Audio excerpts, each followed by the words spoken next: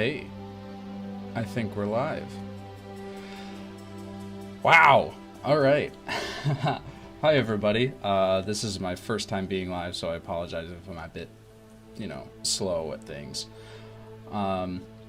Today, we're going to talk about how to become a dungeon master. There's a lot of different ways to do this. Hello, Gregory. Hello, Joseph. I think the best way to go about this topic is to just tell you all how I started, how I became a dungeon master in the first place. And I don't think it's how most people became a dungeon master. Most people start playing D&D, as far as I understand it, way before they DM. I could not find a group to play with. I couldn't find someone to DM for me. So when I started playing, I was the only DM. And I started out running games. I read the Player's Handbook, Dungeon Master's Guide, and Monster Manual all back to back. I don't recommend doing this. Play first. It's way easier. So one of the other things I wanted to talk about was the hardest part about being a dungeon master is all the responsibility that's on you outside of the game. You have to be the one to put sessions together. You have to be the one to schedule everything. I would love it if one of my players did the scheduling, but I've been doing it for all of my campaigns for as long as I've been DMing, and I've gotten pretty okay at it. So I just continue on being the one that does all the scheduling. And honestly, I'm okay with that. I'm fine with it. It's given me a lot of... That specific skill is extremely useful, and I'm glad I got a chance to develop it. Let's see. I'm hearing myself in my headset, so I'm going to real quick turn that off.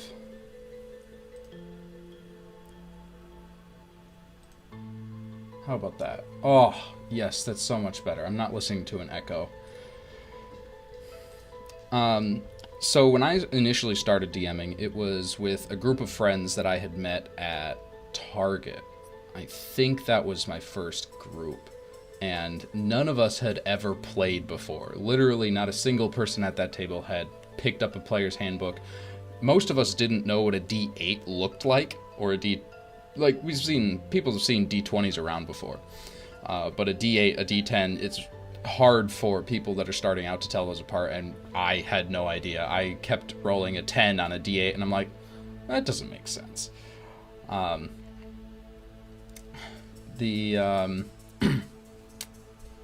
Another great part about being the DM for that session is, since we were all new, all mistakes were forgiven.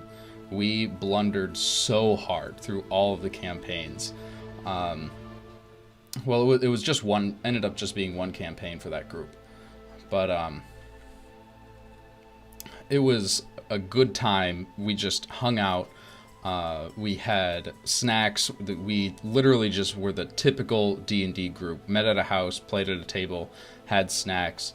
It was usually pretty late at night, too. It was a good time. But looking back on it, after 8 years, it was really bad. I had no idea what I was doing. None of us did. And it was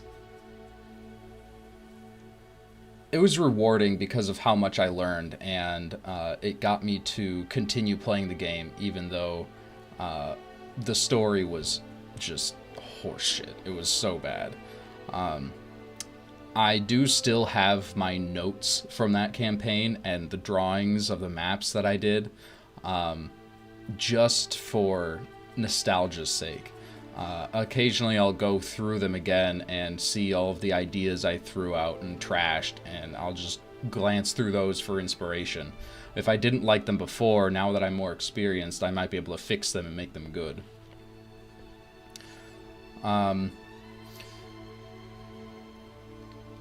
One of the difficult parts about becoming the DM is what kind of campaign you're going to run. You have to make that decision. So, are you going to try to build your own world? Are you going to do a module? I tried to build my own world at first, and it was a mistake. It was way more work than I had anticipated. I knew it was going to be a lot, but I just did not have the time. So I just downloaded a free adventure that was, just a black and white PDF. And we played through it. And I actually built my homebrew world on top of that. And I'm planning on doing another video about that pretty soon, on how to build your own homebrew world from a module, just one adventure that already has like the starting blocks you'd need. I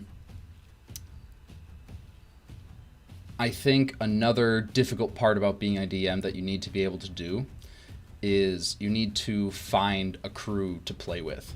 That's always super important. You can't play D&D without people. Well, I guess you can. I think Ginny D actually came out with a video on that recently. I haven't watched it yet, and it is possible to just roll dice by yourself, but I mean, just the image of that is a little sad. D&D is... the whole point is to be fun for everyone that's sitting at the table. And that is what I try to do. I keep that in mind with every decision I make about the game. So if you're starting out as a DM, that's probably rule number one, is make sure that everyone at the table is having fun. If you decide to switch something up, like having the you roll the players' stealth checks for them behind the screen or something, you need to clear that with your players first. Like, will this actually be more entertaining if you don't actually know how sneaky you're being? Because that's like realistic, but it does take away player agency, and that's a very important aspect of the game.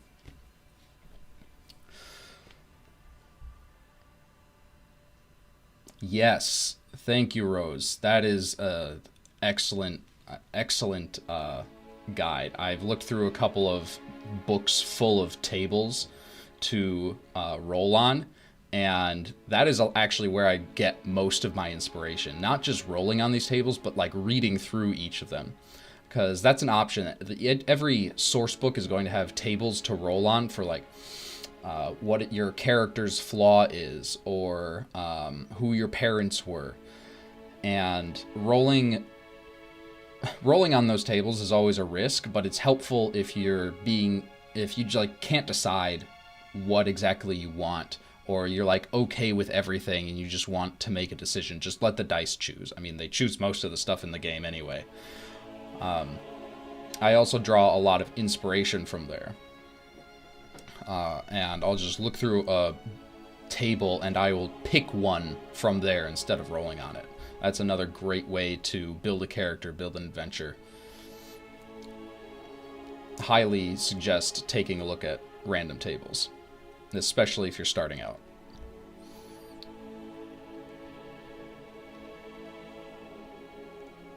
The Dons, that's the hardest part for you. You love playing in real life, but the vibe compatibility is really important for a great D&D game. Yes, it is.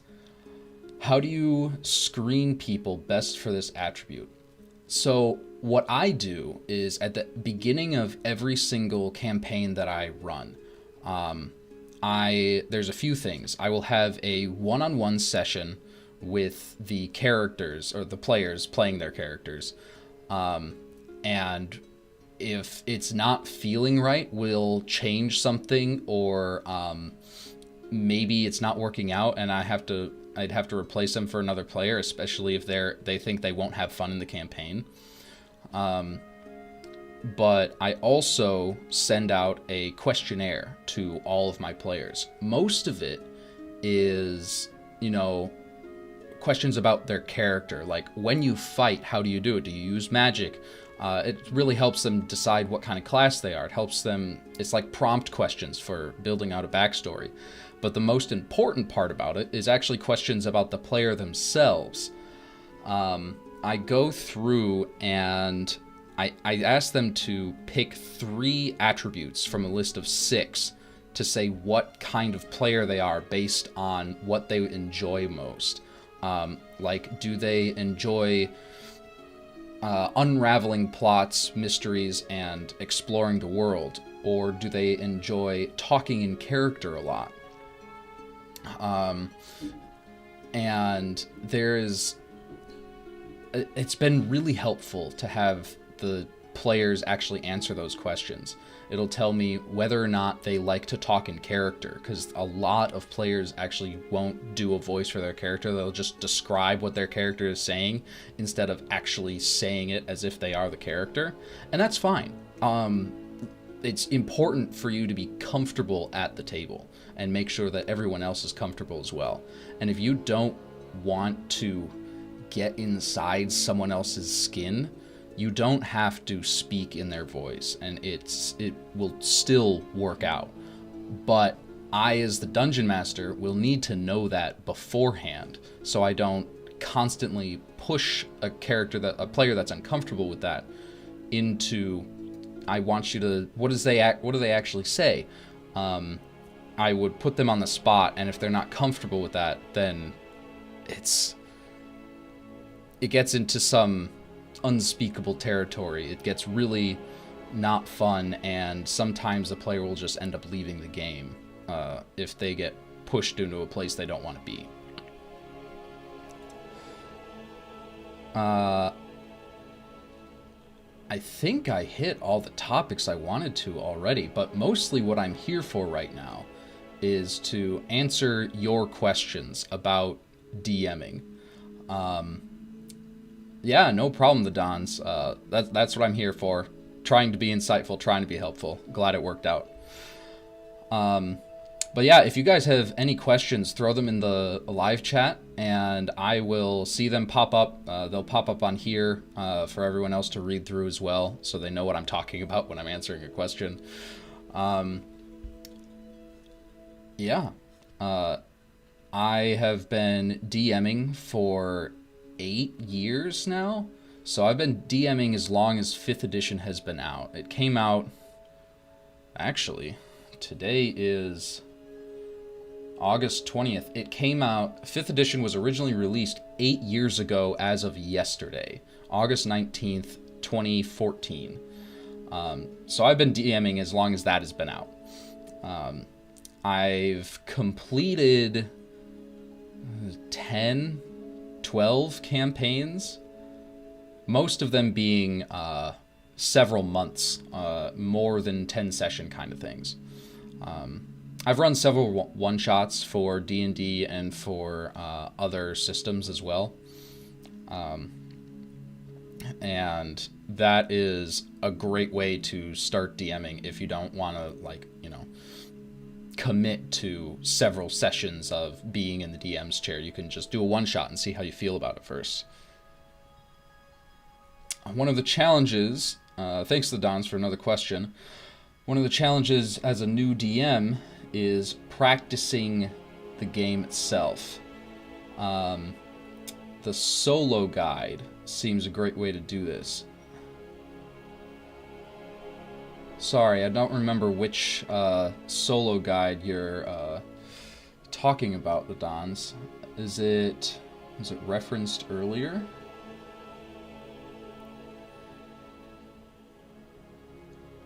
The Solo Adventurer's Guide with the Book of Roll Tables. I think as far as practicing D&D, just looking at a book full of tables isn't going to help a whole lot. You need to actually be the one talking, performing, describing scenes. Oh, thanks, Bryce. I spent a lot of time on this overlay.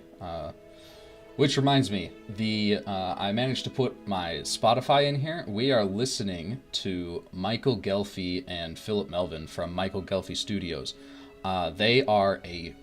They're great. I use their ambiences and music for my entire campaign. Every session, I'll have Michael Gelfi going on in the background. Their library is so big.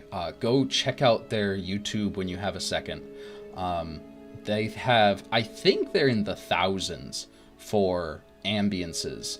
They have campfire in a desert, campfire in a windy cave, campfire in a shore cave. It's great. Go check out Michael Gelfi Studios if you like what you're hearing here. But back to the Dons' question. Practicing D&D, you have to actually get a group of people together and do it.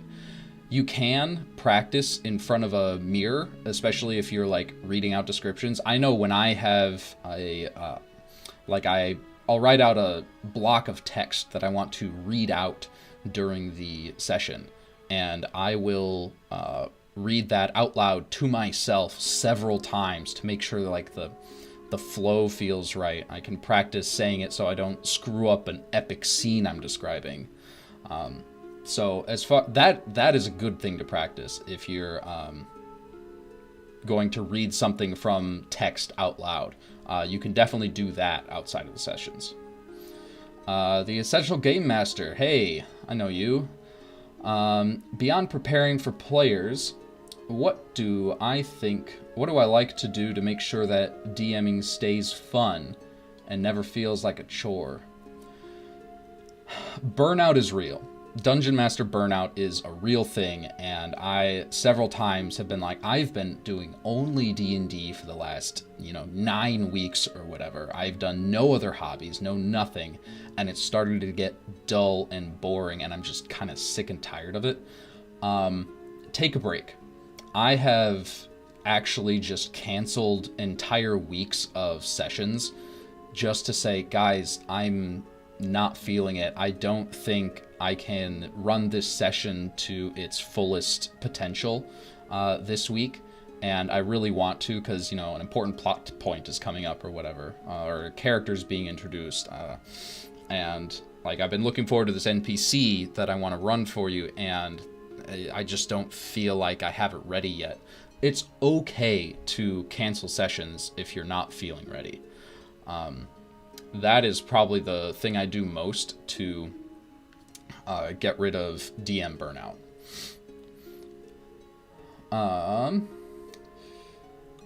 What do I think? Thanks, Gravity Reboot. What do I think is the best way to inspire players with my world? Oh, wow. There are so many options here, and none of them seem like apparent. I think in order to answer this question accurately, you need to think about going back to what we talked about earlier about why are your players at the table? What do they enjoy about your world? And then get those answers from your players, like just straight up ask them these questions and then lean into that. Like if they all enjoy exploring a new world, start building cities, start making travel encounters, lay out like cool things that they can find in their world. I was on a stream on Thursday night talking about a lot of different things. It was called DM Roundtable. It's put together by How to D&D. They invited me, well, I asked nicely, and they decided they liked my stuff, so I got to chat with them on stream. It was great. It was so much fun.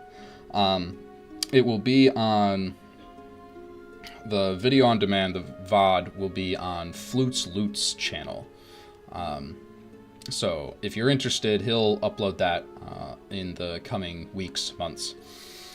Going back to inspiring players with your world, it might not always be with your world. Sometimes players are, like if you throw lore at them with no context, they get bored really easily. Like, you can't just outright tell them a story that they should know, especially a long one. I've done this a couple times in sessions, and players just, like, turn off. Like, they get so bored, they pull out their phones. In order to make your world building compelling, you need to have it be a part of what that character or what that player enjoys. Usually, making it part of that character's backstory is a fantastic way to get them invested. If they're interested in the plot enough, making it a part of the plot will be good too, but lore without context bores players, at least in my experience. Kara Henderson, thanks for joining us. So as a player who's new to D&D and DMing, what recommendations do I have? You can't find an experienced group to play with, but you have an awesome group of friends that wants to play.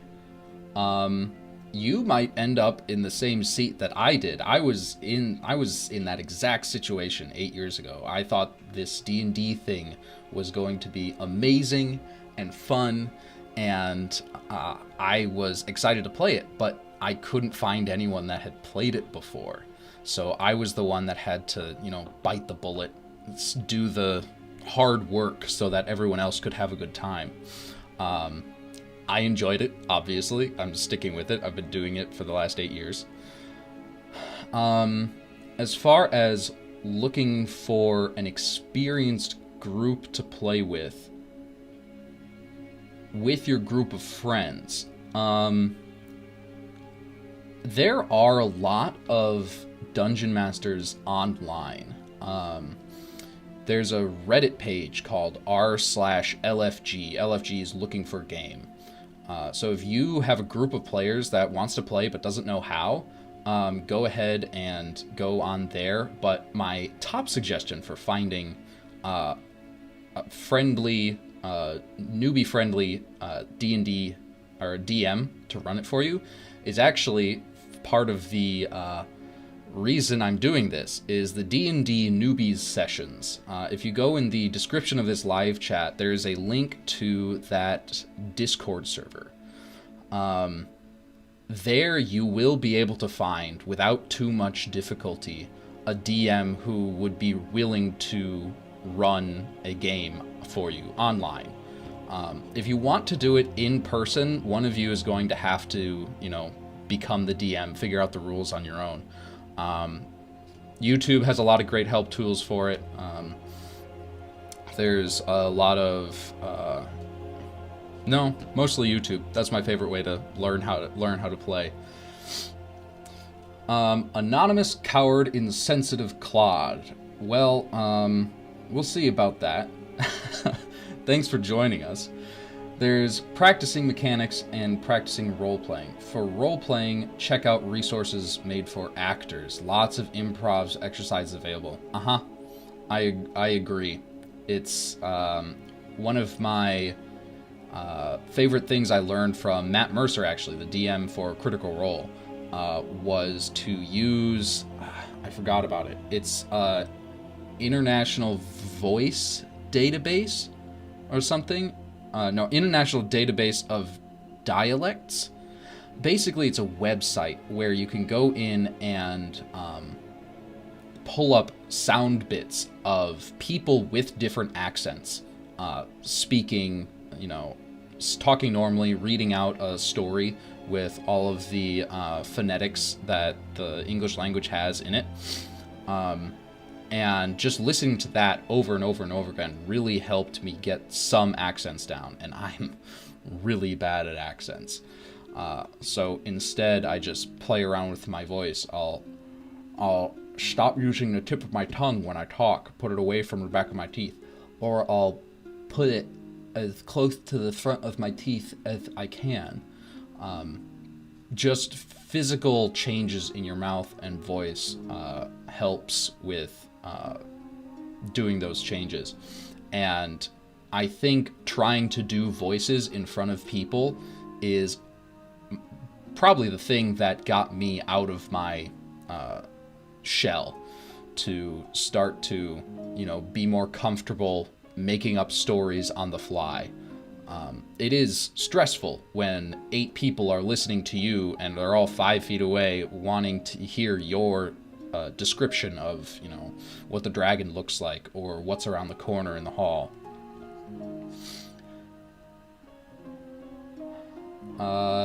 Bryce, yes, I am considering doing a live stream of a D&D session. There is actually, I haven't made the announcement yet, but I am putting one together, and it's going to be a horror campaign with a couple of other content creators that were nice enough to join me. It's still in the works, but keep your eye out on my YouTube, and I'll probably announce it in a couple other places as well, for watching me actually run a game. I've run this before. Joe, who was here at the beginning, I don't know if he's still here, will actually be running the Garlax Chronicle, which I ran for him, and that was the only time I've run it. It's a homebrew horror campaign. Timing is still to be determined, but that will be coming within the next few months. Alex, thanks for joining us. Relatively new to D&D, limited in gameplay experience, but you love writing. Ah, yes, writing. This is the place for you, writing out worlds. You've been working on your own setting world for a while, but you don't think you have the skill set to actually run a campaign. Well, let me tell you, if you're a writer already, then your stories are going to be enjoyable. That is a piece of experience that I didn't have starting out, and I really wish that I did. It's something that I had to develop, is how to tell a story, because that's like the point of D&D. You're telling a story, it's just in a different format. And we were talking earlier about different ways to break out of your shell so that you can be more comfortable running a game. So, I mean, practice. That's really what it comes down to. If you feel uncomfortable in DM's chair but you want to be there, just stay there. Just keep running games, keep running sessions. There's a lot of good one-shots. Grant Howitt is his name. He puts a bunch of he has a bunch of actual entire games where the entire rule set is just 2 pages. He's the author of Honey Heist and Crash Pandas, if you've ever heard of those. Highly recommend those formats, those games, instead of actually running full D&D where the rules start to bog you down. That is a different skill set that you will need to learn. Also just comes with practice. I mean, I hate to keep saying it, sounding like a broken record, but practice, practice, practice. You will get more comfortable and you will get better at it. And it is okay if you don't have all of the skills that you think you need to run a campaign. As long as everyone at the table is still enjoying themselves, you will, especially when you start out, you will get better very quickly. You will just make sure that you pay attention to what is working and what's not, I think would be the best piece of advice I have. That's kind of what I do on my channel. I make mistakes DMing so that you guys don't have to. I'll just go over what worked for my table and what didn't. Keep in mind, though, that changes from game to game, from DM to DM, from playgroup to playgroup. Some people enjoy really narrative-based games. That's like what I run. But there's also a lot of hack and slash, where it is more rules and mostly combat, and there isn't a whole lot of, political subterfuge or role play in general in those games. And as long as those players are having a good time, that is totally okay. Cullen Anderson, thanks for joining us. How do I deal with character death? Oh, I just did a video on this with my Trey Plays Games. Her channel is also great. She's just starting out on YouTube. I think she's going to get really big really fast. We talked about character death and how to deal with it, exactly what you're asking here. do I have them roll a new character at level 1 or match the levels of the rest of the party? For that specifically, I think it is best to have them match the levels of the rest of the party. Their new character doesn't have to, and probably shouldn't start at level 1, because then that player will be significantly underpowered in comparison to everyone else at the table. They will be next to useless in combat, and that's not a great feeling, especially if it's every single combat and you feel like you're just not contributing to, helping kill the bad guy, and your party members have to keep saving you because everything on the field can kill you in one hit. It's just not really a fun way to play if you're the only character that has to worry about that. So re-rolling a character at level 1 probably isn't the best. I like having the entire party the same level, no matter what.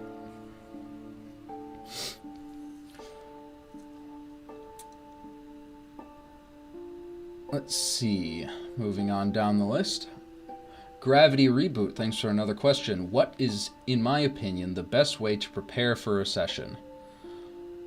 Oh, that depends on the session. I mean, like, if you're going to be running a boss fight where the entire session is just combat, you don't really have to prep a whole lot, or like you do, but the prep is going to look very different than if you're going to, travel, or there's going to be a lot of role play. In one of my main campaigns, they just killed off the, epic big bad evil guy at the end of the storyline. That session was about 3 hours long, and the entire thing was just combat. It was just began with roll initiative, ended with, how do you want to do this? The killing blow. And it was a great time, but I didn't have to prepare any extra world building for that. In game time, it only took like 30 seconds. But in real world time, we played through that 30 seconds for 3 hours. Yeah, so best ways to prep for a session really depends on what exactly you want that session to look like. And you need to focus on, what... You need to focus on, the kind of things that you expect are going to happen in that campaign or in that session, and not so much on, if they're going shopping, don't build a new monster. You don't have to. I think as far as world building goes, if you do it for long enough, I know we're kind of getting off topic, but if you are DMing for long enough and you have your own world, once you build out your world enough, you will know it well enough where you don't really have to do as much prep, just because everything is kind of stuck up there, or you have a document where you can look up answers to questions that players might have. I can advise that waiting until the last minute to prep a session usually isn't the best option. Kind of like, doing homework, waiting till the last minute, procrastinating. I think my best time to prepare the next session is immediately after a session ends. So I'll write up a synopsis to read out at the beginning of the session, to, jog the players' memories of where they are, what they're doing. And if I have the time right after that session, I will sit down and, plan and figure out what they're going to do next.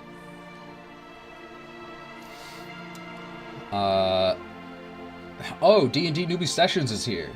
Go check them out. I was talking about them earlier. I'm running this live stream for their game day event. They are a great resource, a great group of people to help you if you're a new D&D player or looking to up your game to the next level. I'm not fully aware of everything they do. You're going to have to go in their Discord server and, explore for a bit. But I think the best resource that they do is putting together games for people. So if you're looking for a game, check them out. You will not be disappointed. The Don's back again. One of the biggest sources of anxiety can be summed up with the question, what if the players go left when I intend them to go right? Yes. How do you prepare for improvising for the unexpected? I mean, the initial thought keeps coming back in my head. Practice. Get used to thinking on your toes. If you need to, it should be okay to, say, I wasn't expecting you guys to actually do that. You were genius and thought of a way out of this that I was not expecting. Give me a bit and I'll go figure out what happens next.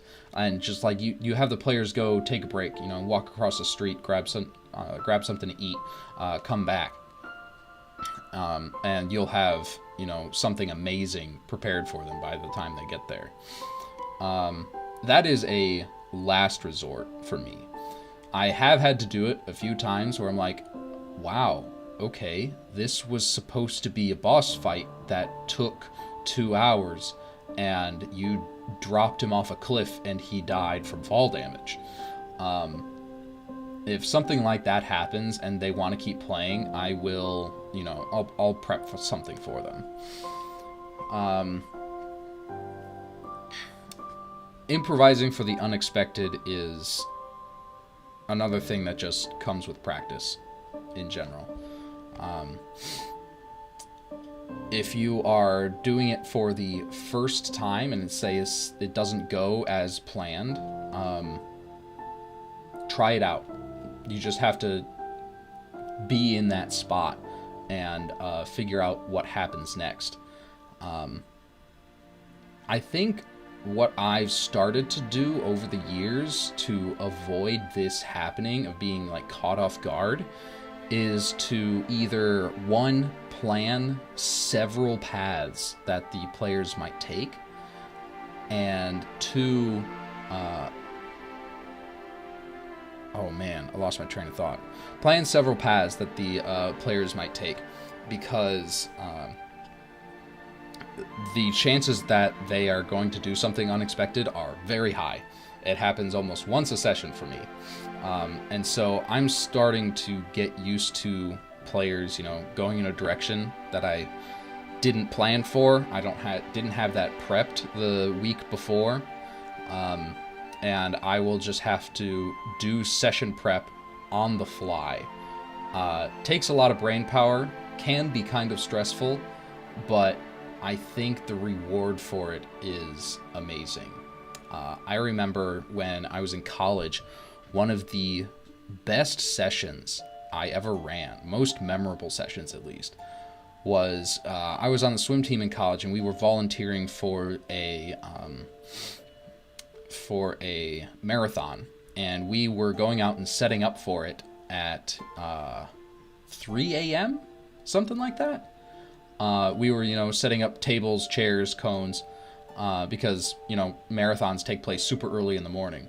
So we had to do it in the middle of the night so it was ready by sunup. And we got back at, 6 a.m. after having pulled an all-nighter. And we sat down and we played D&D. We were all super slap happy, super loopy. And it was just I didn't have anything prepared, and we just sort of eyeballed everything. Whatever happens. They say what their players try to do, and I describe, how the world responds. There was some crazy stuff that happened. I think there was a heist of some sort. One of the players ended up getting captured because he was trying to drag a safe across a street. It was just wild. Charlie Chen, thanks for joining. The upcoming session stream will stream from DM's perspective. I play a couple games of D&D, but have never seen what the DM side is doing online. I think, I haven't really figured out. I'm assuming you're talking about the session I'm planning in the future.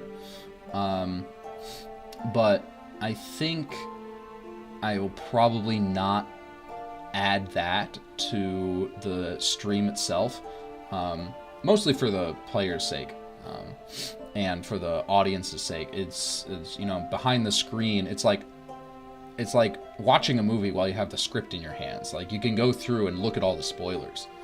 I think I won't be showing a DM perspective for that stream, but I could definitely, especially if there's interest for it, like from you, Charlie, I think I could make a video where I'm running a session with, my players, or I bring the camera behind my DM screen and I show exactly what I do when I run sessions. Here's my dice over here.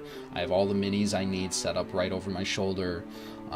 Here's all the windows I have pulled up on my computer, how the session prep goes, and examples of what, when unexpected things happen. I have tools on my computer or behind the screen that I can use to keep up with the strange things that my players end up wanting to try. So yeah, if you want to see what it's like DMing before you actually try it yourself, I could totally put something together like that. It's a lot to go over here, and I'd want to be able to actually show a setup of, what I have, or, share a screen if it's an online game. But I think I'd actually have a lot of fun making that. I'm going to write that down. Thanks, Charlie.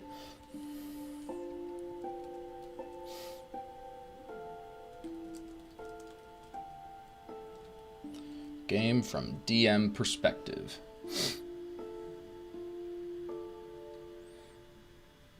All right. Seth, I think. Set H.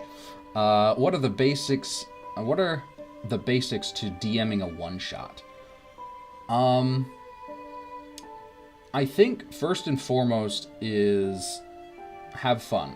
So it's not, in that regard, it's not that different from DMing a full campaign.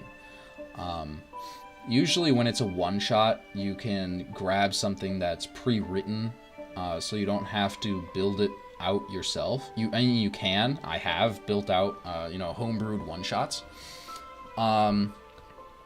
But as far as one-shots versus normal campaigns, I think the biggest difference might be character backstory. Because, you're only going to be playing this character for 2-3 hours, and you might never see them again. You don't have to have a super in-depth backstory that's intertwined with the plot. Because if everyone does that, then there's not going to be time to go over everyone's story. So one-shots versus campaigns from a DMing perspective are extremely similar, except for the story aspect. The backstories don't matter as much because there's too many of them to get done in a couple hours, and the story itself has to have a beginning, middle, and end, all within that one session. So it's kind of like, writing a novel versus writing a flash fiction. Like a, couple thousand words versus, a couple thousand pages. Gravity Reboot, another question. Loving this. Where do I find inspiration for storylines, arcs, quests, etc.? Everywhere. I have a couple of videos out on this, I think. I draw inspiration from movies. I draw it from TV shows. I draw it from books. I draw full plot lines out of those tables that we mentioned earlier. Like, I think, for example, I'm playing a new character in a campaign that my friend is running that will happen, I think, next week, where I'm playing a lizard folk, and one of the lizard folk traits is, one of the options for lizard folk traits is they use metaphors all the time, despite having no idea how they work. So they'll walk up to a person like this, I don't know, this fully armored guard and say, "You know what you remind me of? You remind me of my grandmother and her gray hair." Just like no context, no relation at all. The sky is as blue as the daisy's nose. Just like words of wisdom that are complete nonsense. And there has to be a full story behind that trait. Like, why do they talk this way? Were they... it's probably because they were, raised outside of civilization, and their using of metaphors is their way of breaking into, this new society that's completely alien to them. And it shows that they're doing their best, and it's hilarious when they get it wrong, So, as there's a lot of places inspiration can come from. My only suggestion for something not to draw inspiration from is... or... I won't tell you not to draw inspiration from places. It can come from anywhere. It can come from your own life stories. Like, we were almost in a car crash the other day, and I could put that into a D&D story where, the heroes have to save people from a cart that's barreling down a hill. So inspiration can really come from anywhere. Just try your best not to pull it all from one place. Like, my last video I put out was kind of controversial about Critical Role, and I think the biggest issue with Critical Role is that people like to copy it, but they try to copy it exactly, or they draw too much from it. The same can happen with anything. Like, you can run Lord of the Rings, where all the players are Gandalf, Aragorn, the whole Fellowship. And people might have issues with, this isn't how the story actually went, or Aragorn should be able to do this because he could do this in the book, so why can't he do it here? I don't like having to answer those questions or deal with that issue, so I try to draw my inspiration from as many places as possible. Let's see, another one from the Dons. Let's see. Building off improvising, blah, blah, blah, blah. You can tell I don't live stream often. Building off improvising pathways, you're thinking along the lines of tables and pre-prepared content. What tools do I use? I think the best example of this would be travel. It is extremely difficult, especially, or it was for me starting out, walking from point A to point B, or riding in a cart from point A to point B, interesting for the players. I mean, there's no plot. Like, the next plot point is in the next town, and that's why they're going there, right? So what I do is I will have, I'll think of interesting things that might happen on the road, that might have something to do with the plot, might have something to do with the character's backstory. Like, they see their dad that they haven't in years in a cart going the other direction.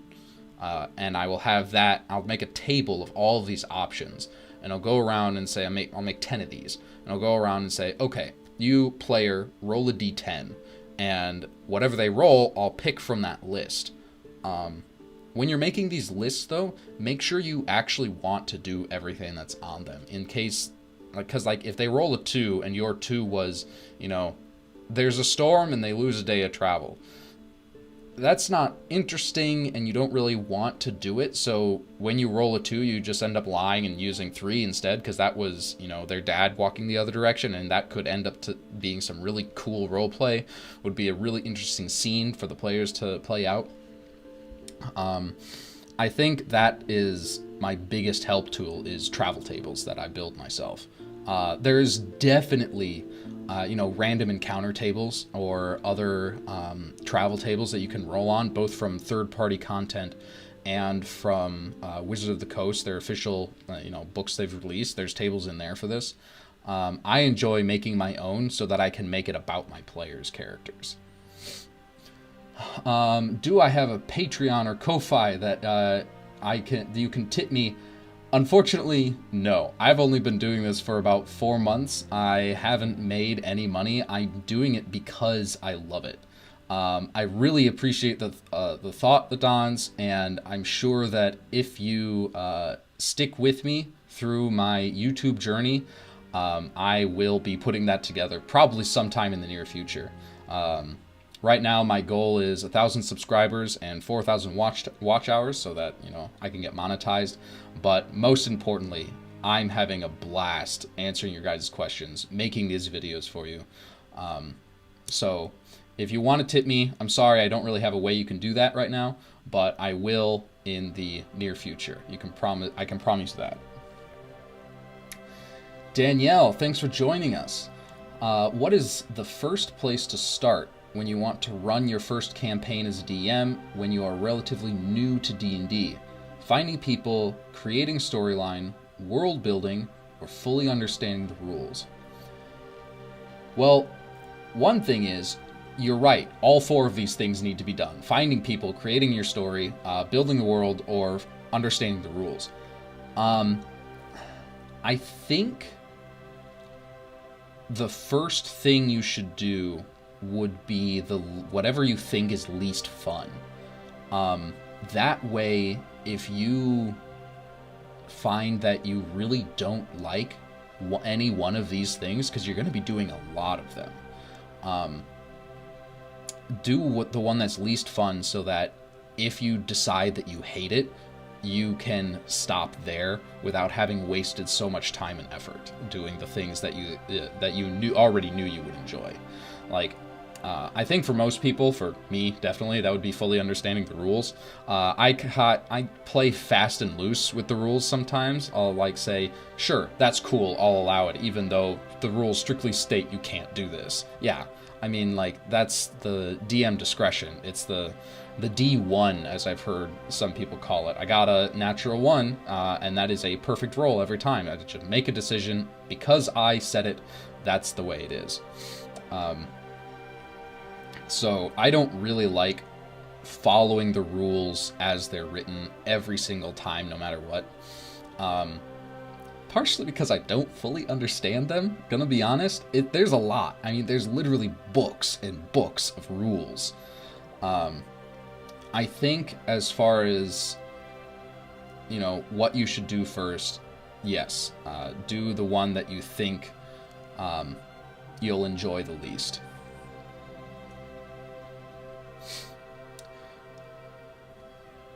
Let's see. Ooh, another, you'd also like to see something from the DM's perspective. All right, I guess that's settled. Glad I wrote it down. That'll be an upcoming video. And if we have time, well, I only scheduled this for an hour, but I mean, if people are still here and still want to hear from me, I will stay on much longer. Let's see. Hey, we're caught up on questions. Another one from the Dons. Do I homebrew things on my own games? If so, what are my favorite homebrews? No, don't apologize for so many questions. We're caught up. We need some more questions, guys. I run every single campaign that I've run, except for the first one, really, has been in my own homebrew world. So if I had to pick a thing that was my favorite, I would cheat in answering this question a bit and say my favorite thing is everything. It's my whole world. As far as interesting, like, actual rule things that you could find in a book somewhere that, like, you know, if I get that far, I might be able to publish at some point. I think I made a balanced permanency spell. It was a spell that was available in earlier editions where you could, you know, cast whatever and then cast permanency on that magic and make it permanent. You know, permanent fly, permanent water breathing, permanent light. You know, all sorts of, like, constant passive effects that are from a spell. And I think I made a balanced version. I've put it on a lot of different, you know, Reddit pages, Discord servers, and said, here, try to break this. Make something stupid powerful using this spell. And so far, I haven't seen anything too terrible. Probably because the spell itself is, I don't know, it's a fine line between what is broken and what is bad. There's not a lot of space in there, so it might just be a bad spell now. But I think I managed it. A balanced permanency spell, where if you can cast 9th level spells, you know, you're level 17 to 20, you're in that, like, tier where you're basically gods, you can cast permanency on fly and never touch the ground again. So that's probably my favorite thing that I've homebrewed. Gravity Reboot. More questions. Loving this. When world building, do you think starting small and expanding or starting large and zooming in is the best way? I think it depends on the scale at which you want to end up with. I sort of did a mix of both when I was homebrewing my own world. So I started with a single city that was pre-generated, pre-built. And, you know, it had everything I needed. It had the tavern, had NPCs, had, you know, government. So I didn't have to, like, figure out how government works to build a fantasy world. And I think to start out, what you should do is start small and build out from there. And then once you have the minimum you think you need to actually run a session or a campaign, at that point, you switch gears and start building for outside in. That way you can have something interesting there for the players, and have other interesting things going on outside of it to, like, set up new campaigns or big overarching plots for your current campaign. Like, figure out, like, an event that happened in a country far away that the players have no idea about. Started a war, and that war is moving eastward or whatever and starting to affect the actual land that the players are in. Another one from the Dons. Have I had a chance to look at the new things showcased on the one D&D announcement? Okay. I have opinions here. I think, I don't know. I'm going to be doing another video with another creator. Goes by A Hero. Capital A, capital H-E-R-O. I will be on his channel at some point. We're working on a collab right now, and we'll just talk about 1D&D. I mean, literally every single creator has put out a video about it, and I just haven't yet. I don't really feel a need to jump on that train right now. I think the most interesting things I've heard about it, or no, I'll answer your question specifically so we don't, like, get off on this tangent. I have had a chance to look at the things that are showcased on the 1D&D. What excites me the most?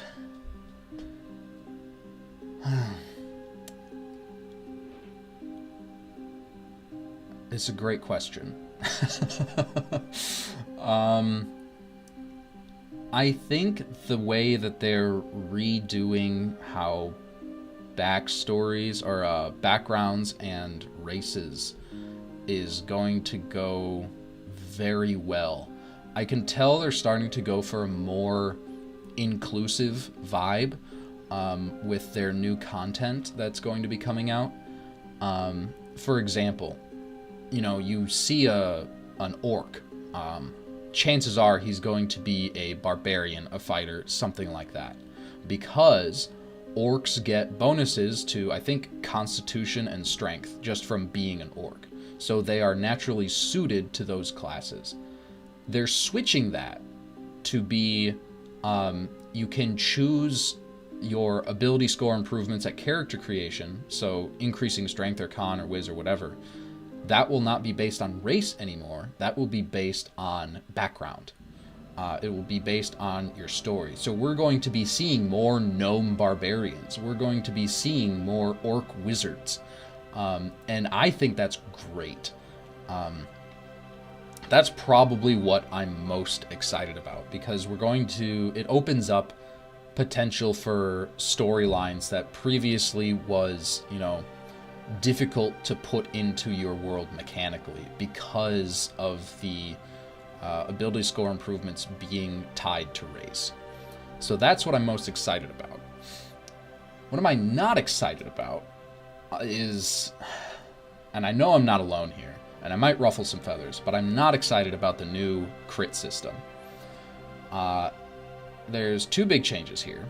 One is that you can now crit, so natural 1s and natural 20s are automatic failures and successes on ability checks. Which means that, rogues can roll nat 1s on stealth now. They have a skill called Reliable Talent that says if they're proficient in a skill, they don't have to if you're proficient in a skill, you treat any roll as that is 10 or less on the die, you treat that as a 10 on the die.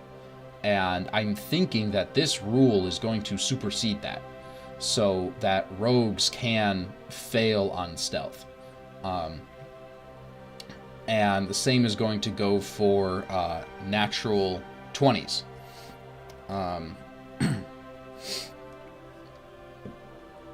So I think this is going to, I don't know. I'm just not excited about it. I mean, rogues should be able to stealth. This is another thing we talked about on the DM roundtable I was a part of. That was streamed on Thursday on Dicely D&D's channel, or Twitch channel. Rogues should be able to stealth.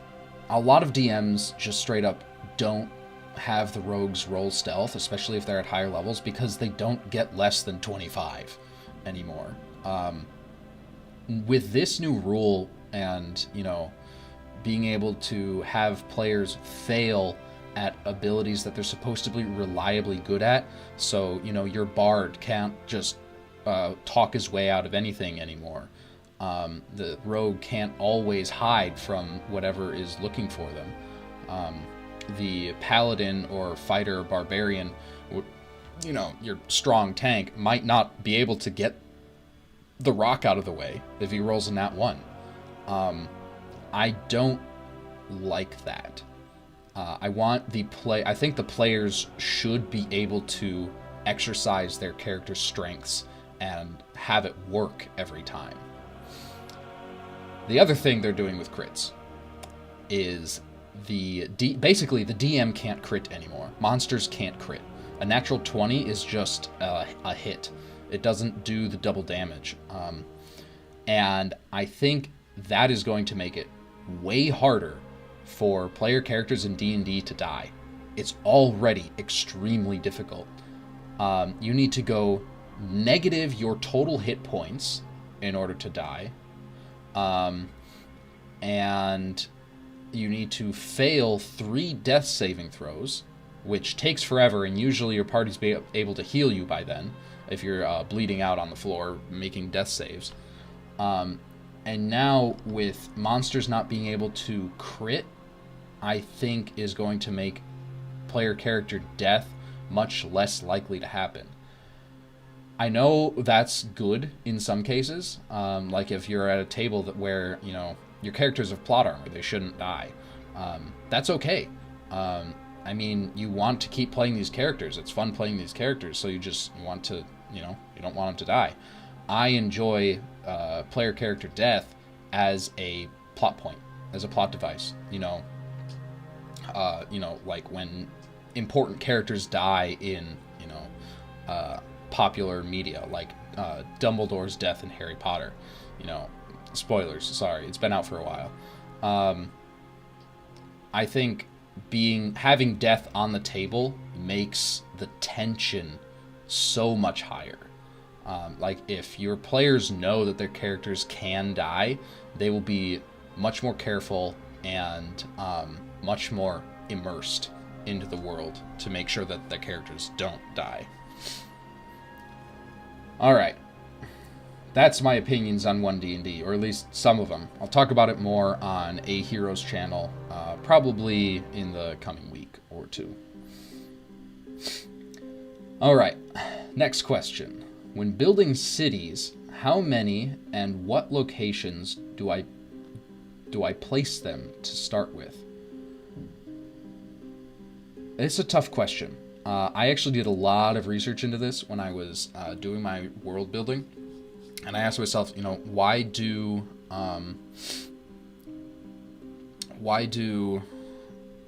people, or not why do people, why do cities sprout in the places they do in the real world? A lot of it has to do with trade and access to resources and natural defenses. So cities like, I want to say it's New Orleans, is built on the Mississippi Delta because that gave them access to, you know, the Mississippi River and along the coast for doing trade through shipping, like actual ships on the river and across the southern coast of the United States in the Gulf.